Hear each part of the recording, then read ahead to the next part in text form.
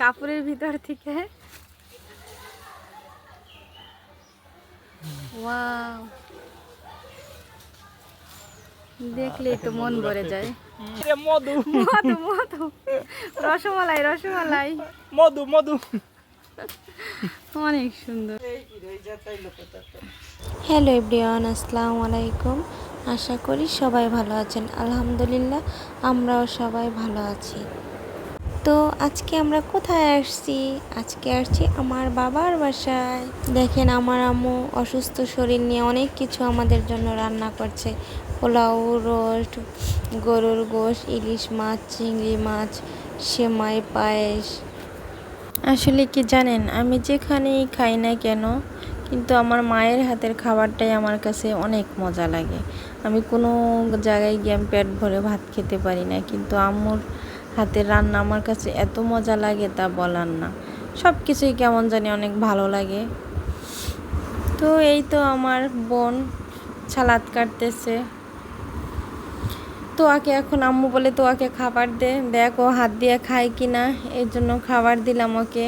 দেখি অনেক চেষ্টা করি হাত দিয়ে খায় কিনা, অনেক সুন্দর করে দিছি। বলছে আসো তোমার খাবার খাও, তুমি হাত দিয়ে খাও, কি কি খাবা। ও বলে আমি এইটা খাবো না, এইটা খাবো না, আমি শুধু রোস্ট খাবো আর পোলাও খাবো। আমি বলছি খাও, একটু একটু চেষ্টা করো। সব কিছুই খেতে হয়, সব কিছুই খাওয়ার অভ্যাস করতে হয়। আমরা যখন চলে যাই আব্বু আম্মু বাসায় একা থাকে, আমি বলি আম্মু আমরা থাকলে তো তোমার কষ্ট হয়। আম্মু বলে কি যে তোরা যদি থাকোস, আমি রান্না করে খাওয়াইলেও আমার কাছে অনেক ভালো লাগে, আমি কাজ করলেও অনেক শান্তি পাই। ও তোরা সবসময় আমার কাছে থাকলে আমার মনটা অনেক ভালো লাগে। আসলে যখন আসি অনেক খারাপ লাগে, আম্মুকে রেখে যেতে ইচ্ছা করে না।